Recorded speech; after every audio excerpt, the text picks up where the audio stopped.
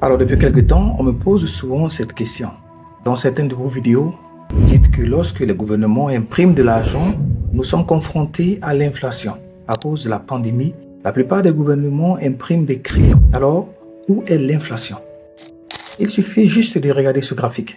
L'offre de monnaie américaine augmente lentement au début. Elle a commencé à augmenter vers 2008, mais regardez cette énorme augmentation en 2020.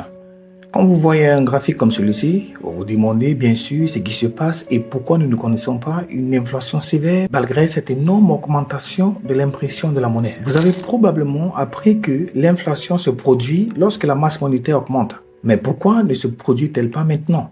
Dans cette vidéo, je vais expliquer pourquoi nous ne connaissons pas une grave inflation et pourquoi l'impression de monnaie ne provoque pas toujours l'inflation.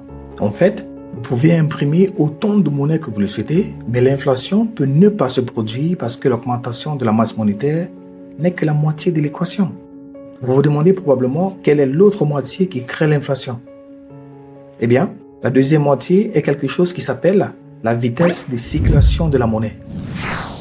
J'ai eu du mal à la comprendre lorsque j'étais à l'université dans mes cours d'économie. Mais je pense que je la comprends enfin très bien et que je peux l'expliquer dans un langage très simple. En termes simples, la vitesse de circulation de la monnaie est le nombre de fois que chaque unité monétaire passe d'une personne à une autre. Par exemple, disons que vous avez 10 $ et que vous avez faim. Alors vous allez au restaurant et vous achetez un bon steak juteux. Le propriétaire de ce restaurant prend les mêmes 10 $ que vous venez de lui donner et va chez le boucher qui se trouve au coin de la rue et achète de la viande. Et à son tour, le boucher prend les 10 $ et achète des licences pour sa voiture. Les mêmes 10 $ ont permis d'acheter pour 30 $ de biens et services parce qu'il a changé de main 3 fois. C'est la vitesse de la monnaie. Cela signifie simplement combien de fois l'argent change de main. Plus le chiffre est élevé, plus la vitesse est élevée et plus le nombre de biens ou de services achetés est important. Dans notre exemple, la vélocité était de 3. Et c'est pourquoi les mêmes 10 $ ont acheté 30 $ de biens et de services. Si la vitesse était de 5, alors il achèterait pour 50 $ des biens et services. La vitesse de circulation de la monnaie est un indicateur très important pour mesurer la santé et la taille d'une économie. Si vous prenez la vitesse et la multipliez par la masse monétaire du pays, vous obtenez le montant du PIB, produit intérieur brut de ce pays. Si vous ne savez pas, le PIB indique la taille de l'économie. Pour être plus précis, le PIB est la valeur finale de tous les biens et services produits dans un pays au cours d'une période donnée. Par exemple, imaginez un pays où seulement 5 personnes vivent. Ce pays n'a qu'un seul dollar. En d'autres termes, sa masse monétaire n'est que de 1 $. C'est la seule monnaie qui existe dans ce pays. Si ce dollar est utilisé dans une seule transaction, alors le PIB de ce pays est de 1 $. Parce que nous venons de dire que pour calculer le PIB d'un pays, nous devons multiplier la masse monétaire par la vitesse. La masse monétaire était de 1 $. La vélocité était de 1, donc le PIB est de 1 $. Si le nombre de transactions augmente à 2, le PIB devient 2 $. Si la transaction est 3, le PIB augmente à 3 $. Si tout le monde dans ce pays fait une transaction, cela signifie que la vitesse est 5 et le PIB du pays devient 5. Si vous avez remarqué, la masse monétaire n'a pas changé. Seule l'augmentation de la vitesse a fait augmenter le PIB. D'ailleurs, si les 5 personnes effectuent toutes les transactions dans ce pays, c'est un signe que son économie fonctionne bien. Ça veut dire que tout le monde se sent heureux et est très optimiste quant à l'avenir de ce pays. Alors, ils continuent à s'acheter et à se vendre des choses entre eux. Mais disons que les choses changent soudainement et que tout le monde devient pessimiste à propos de l'avenir de ce pays en raison d'une pandémie ou d'une guerre en cours. Ils cessent complètement de faire des transactions, ce qui signifie que la vitesse tombe soudainement à 0. Le gouvernement de ce pays n'aime pas ce qui se passe et pour stimuler l'économie, il décide d'augmenter la masse monétaire du pays de 1 à 5 $. Or, la masse monétaire du pays a été multipliée par 5. Mais si la vitesse n'augmente pas, peu importe l'augmentation de la masse monétaire, le PIB ne s'améliorera jamais. Rappelez-vous à nouveau la formule PIB. Offre de monnaie fois vitesse de circulation. Nous avons peut-être 5 $ dans l'économie, mais si personne ne veut faire des transactions avec ces 5 $, alors 5 $ multiplié par la vitesse de 0 est égal à 0 $. J'espère que là, tout s'explique plutôt bien. Mais si vous avez des difficultés à comprendre, n'hésitez pas à nous laisser un commentaire et on se fera le plaisir de vous expliquer à nouveau et aller un peu plus loin. Parce que ça détermine votre compréhension de l'économie, ce qui détermine votre indépendance financière. Si vous ne comprenez pas ça, vous aurez énormément de difficultés à devenir indépendant financièrement. Il faut comprendre que le gouvernement d'un pays, c'est vous et moi. Donc lorsque nous avons des bons principes et nous avons une bonne compréhension de l'économie, on aide nos pays. Mais lorsque nous n'avons pas cette compréhension, on est manipulé, on est manipulable. Et c'est comme ça que votre situation financière va être difficile. Vous savez, le fait qu'on ne vous apprenne pas l'économie à l'école, ce n'est pas une erreur, c'est une décision stratégique. Donc des vidéos comme celle-ci, vous devez les enregistrer pour pouvoir mieux comprendre et arracher votre indépendance financière. Parce que l'indépendance, il ne se donne pas, il s'arrache. Alors le gouvernement peut essayer d'imprimer plus d'argent et d'augmenter la masse monétaire à 10 $. Mais tant que la vitesse reste faible, en d'autres termes, tant que les gens seront pessimistes quant à l'avenir, alors l'économie ne s'améliorera pas. Comme vous pouvez le voir, la masse monétaire n'est que la moitié de l'équation. L'autre moitié dépend de la vitesse de circulation de la monnaie. Tant que la vitesse reste faible, vous pouvez injecter autant d'argent que vous le souhaitez dans l'économie, mais l'inflation ne se produira pas. Aujourd'hui, la plupart des économies sont gérées selon des principes keynésiens. Les keynésiens sont des économistes qui pensent qu'on peut stimuler l'économie en augmentant la masse monétaire. Malheureusement, la masse monétaire n'est que la moitié de l'histoire. La psychologie des gens joue également un rôle très important dans l'économie. Par exemple, si vous vous sentez bien et heureux face à l'avenir, il est plus probable que vous partiez en vacances ou que vous alliez au restaurant avec vos amis, ou encore que vous achetez un nouveau téléphone que vous vouliez depuis longtemps. En revanche, si vous avez l'impression que des temps difficiles vous attendent et que l'avenir est très imprévisible, vous allez économiser chaque dollar que vous gagnez. Vous n'irez pas au restaurant, vous ne prendrez pas de vacances et vous n'achèterez certainement pas le dernier téléphone. Revenons donc à la question initiale au début de la vidéo. Pourquoi l'inflation ne se produit-elle pas malgré l'augmentation de la masse monétaire? Eh bien, je dirais qu'il suffit de regarder votre propre vie et vous trouverez la réponse. En raison de la pandémie, vous êtes probablement assez pessimiste quant à l'avenir et vous ne dépensez pas beaucoup. Bien au contraire, vous essayez d'économiser et d'être prêt. Tout comme vous, les autres ressentent la même chose, ce qui signifie qu'au niveau macroéconomique, les gens ne dépensent pas d'argent en dehors du strict minimum. En conséquence, la vitesse de la monnaie se ralentit. Vu que la vitesse de circulation de la monnaie a ralenti, l'augmentation de la masse monétaire n'a pas provoqué d'inflation grave. Mais il viendra un temps où les gens se sentiront à nouveau positifs, où ils auront l'impression d'avoir déjà suffisamment épargné et où ils commenceront alors à dépenser. À ce moment-là, la vitesse de circulation augmentera et lorsqu'il sera combiné avec la monnaie imprimée précédemment, nous commencerons à connaître des niveaux d'inflation très élevés. Si vous voulez voir l'exemple réel de ce que je viens de décrire, revenons au début du XXe siècle en Allemagne. Au début de la Première Guerre mondiale, l'Allemagne a abandonné les talons or et a suspendu le droit de ses citoyens à racheter la monnaie, le mark, pour l'or et l'argent. À cause de la guerre, le gouvernement allemand a continué à imprimer de la monnaie et le nombre de marques en circulation a quadruplé pendant la guerre.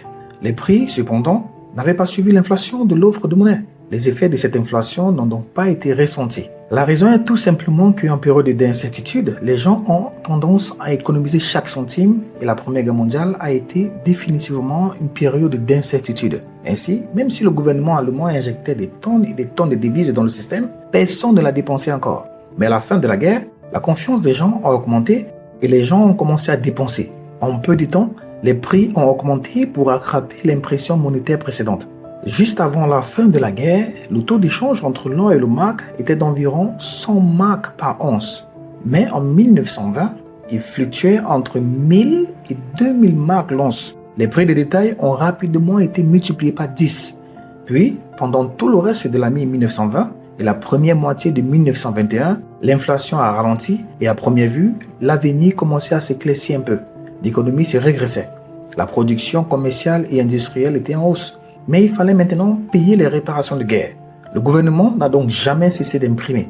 Au cours de l'été 1921, les prix ont recommencé à augmenter et en juillet, ils avaient encore augmenté de 700%. Soudain, tout le monde a commencé à dépenser sa monnaie dès qu'il a eu. Lorsque les gens allaient boire une bière, ils achetaient 2 ou 3 à la fois. Parce que lorsqu'ils finissaient la première bière, le prix de la deuxième était plus élevé en raison de l'inflation. Je vois personnellement 2 similitudes entre ce qui s'est passé en Allemagne dans les années 1920 et ce qui se passe aujourd'hui. Le gouvernement continue d'imprimer et nous sommes dans l'incertitude à cause de la pandémie. Bien sûr, la pandémie ne peut pas être comparée à la Première Guerre mondiale, mais elle apporte certainement beaucoup d'incertitudes. Mais il viendra un temps où les choses changeront et où les gens recommenceront à dépenser. L'argent qui était auparavant imprimé sortira de sa cachette. Les gens commenceront à dépenser parce qu'ils auront l'impression d'avoir déjà assez économisé. Pour certains, le seuil d'épargne sera de 15 000 $ et pour d'autres, d'environ $1 million. À ce moment-là, la vitesse augmentera et nous connaîtrons l'inflation. Certaines personnes pensent que nous allons connaître une déflation au lieu d'une inflation. Mais je pense personnellement que même si nous connaissons une déflation, elle durera assez peu de temps. Et les gouvernements du monde entier feront de leur mieux pour l'éviter parce que dans une société basée sur la dette, la déflation peut être absolument dévastatrice. Je suis sûr que vous entendez beaucoup parler des dangers de l'inflation, mais pas assez de la déflation. Alors, laissez-moi vous expliquer pourquoi la déflation peut être plus dangereuse. Surtout si vous êtes dans un pays très endetté. Peu importe que cette dette soit celle du ménage ou celle de l'État. Vous savez que la déflation est le concret de l'inflation. Pendant l'inflation, les prix des choses augmentent et l'argent devient sans valeur. En cas de déflation, c'est le concret qui se produit. Les prix baissent et l'argent que vous détenez devient plus précieux. Si les prix des biens baissent pendant la déflation, vous pouvez penser que c'est une bonne chose, n'est-ce pas? Vous pourriez penser que des prix plus bas stimuleront la consommation et l'économie. Mais ce n'est pas le cas. Comme la valeur de l'argent augmente, les gens reportent l'achat des choses qui ne sont pas absolument nécessaires. Après tout, pourquoi acheter cette nouvelle télévision maintenant si vous savez qu'elle sera moins chère au bout de quelques mois? Imaginez maintenant que tout le monde dans le pays décide de reporter ses achats comme vous le faites. Ce qui se passera ensuite, c'est que cela entraînera une baisse des revenus des entreprises qui fournissent ces produits et ces services et que lorsque les revenus diminueront, elles commenceront à licencier des employés ou à réduire leur salaire. Et lorsque cela se produira, vous aurez moins de revenus. Moins de revenus signifie moins de personnes pourront acheter les biens et services que les entreprises produisent, ce qui signifie à nouveau des revenus inférieurs pour les entreprises, ce qui signifie à nouveau que les entreprises devront licencier encore plus de salariés. C'est un cercle vicieux qui s'aggrave de plus en plus, surtout parce que les entreprises doivent rembourser leurs dettes. Donc, les banques ne pourront plus percevoir leur remboursement et ceci causera une autre crise très dévastatrice. Les médecins pourront bien comprendre parce que entre l'hypertension et l'hypotension, l'hypotension est plus dangereuse que l'hypertension. J'étais très surpris lorsque un médecin m'avait dit que l'hypertension est meilleure que l'hypotension. Et j'ai compris que tout se rejoint. En économie, l'inflation est mieux que la déflation. Quand vous comprenez la différence qui se passe entre les deux, l'impact significatif que les deux produisent et surtout la capacité à résoudre les deux problèmes, vous comprenez que la déflation est beaucoup plus difficile à résoudre. Alors disons qu'avant la déflation, vous gagnez $1000 par mois. Vous dépensez $400 pour les courses, les vêtements et autres dépenses courantes. En plus de cela, vous avez également un prêt hypothécaire et un prêt automobile qui vous coûte $500 par mois. Ainsi, après avoir payé vos dépenses courantes et vos prêts, il vous reste $100 pour épargner. Moins de 400 pour les dépenses, plus 500 pour le prêt, ce qui vous laisse $100. La vie est belle et vous êtes heureux. Mais imaginons maintenant qu'il y a une déflation dans le pays et que les prix de tous les biens et services baissent, y compris ceux des services que vous fournissez à votre entreprise. Comme vous étiez un bon employé, vous n'êtes pas licencié, mais votre salaire passe de $1000 à $500. Il est vrai qu'en raison de la déflation, les prix de vos frais de subsistance, tels que la nourriture, vont également baisser. Mais vous savez ce qui ne va pas baisser? Votre dette. Votre hypothèque et votre prêt immobile resteront à $500 par mois, ce qui représente la totalité de vos revenus. Pensez-vous que la banque vous comprendra et réduira également votre hypothèque? Eh bien, cela n'arrivera juste jamais parce que la dette est nominale. Si vous empruntez $100, vous devez rembourser ces $100, qu'il y ait ou non un pouvoir d'achat plus élevé. C'est pourquoi les gouvernements aiment l'inflation, parce qu'ils peuvent emprunter aujourd'hui avec une monnaie forte, mais rembourser avec une monnaie plus faible. L'inflation profite aux emprunteurs et les plus gros emprunteurs aujourd'hui sont les gouvernements. C'est pourquoi je pense que le scénario de l'inflation est plus probable que celui de la déflation. Si vous vous demandez ce que tout cela signifie pour vous, quelles sont les choses que vous pouvez faire, vous pouvez dès maintenant consulter la playlist que vous voyez à l'écran. J'ai résumé quelques livres qui donnent des conseils sur la façon de se préparer. Merci d'avoir regardé cette vidéo, mais surtout, il faut comprendre que lorsque vous êtes positif, optimiste, souriant, vous êtes 31% plus intelligent. Mais lorsque vous êtes négatif, vous êtes 31% plus bête. C'est pas moi qui le dis. C'est Chris Voss qui le dit dans l'un de ses résumés des livres que nous avons déjà fait sur cette chaîne et qui s'affiche probablement à l'écran. Portez-vous bien.